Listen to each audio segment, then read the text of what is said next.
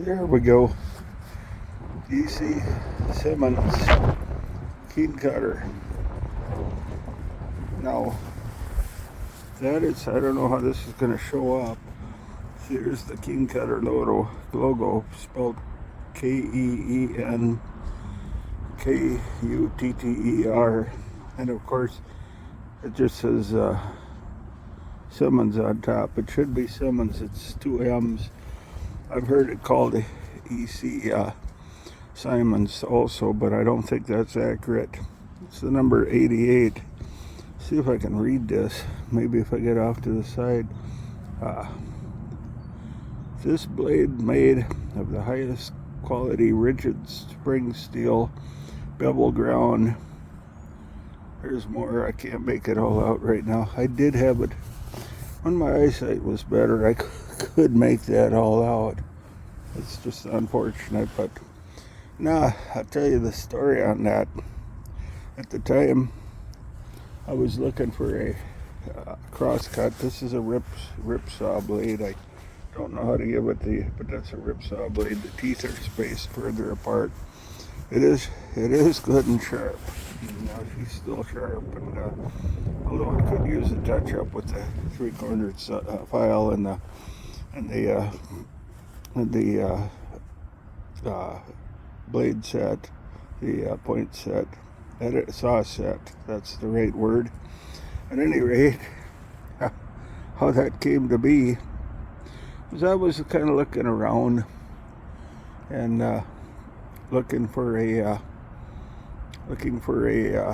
crosscut saw, and they sold this one and another one. I want to say that was a Lancaster made in Pennsylvania.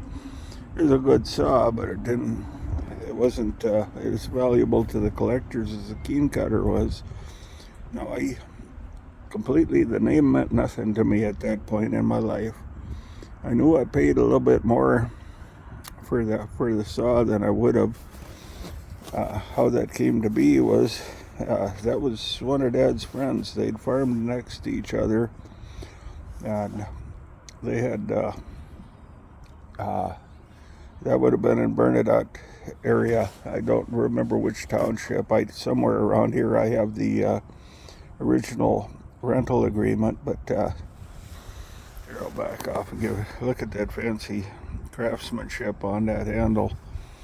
But at any rate, I noticed at the time, I thought I paid a little bit much. I paid $15 for the pair, and I didn't think anything of it. I took it home, cleaned it up some. I could read what it says on it. I still didn't know anything. Come to find out that the collectors really liked that name. And Keen Cutter did make a pretty good axe too. It drew. You know, I don't know how to describe it, but a plumb axe will draw. And I actually had a coast-to-coast axe that kind of drew. It wasn't great. True temper, a lot of times you'll get a good one that'll draw. Sometimes you get a dud. It's got something to do with the bevel of the blade. Now, E.C. Simmons, he was just a hardware distributor in, I believe, St. Louis. And they still, there's still collectors for that stuff. But E.C. Simmons didn't make any of this. He had that done. He put it out for bids, and he had it done. And they did get pretty well made tools. And to this day, there are collectors. It isn't as valuable as it was at that time. You know, I think it probably peaked in the 90s. But if you want a good tool, you know, if you work with your hands away from electricity, these are a pretty good tool. I just thought I'd mention that today.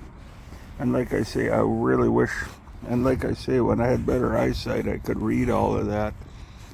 But maybe you can make out the E.C. Simmons keen cutter stamp. Well, thank you.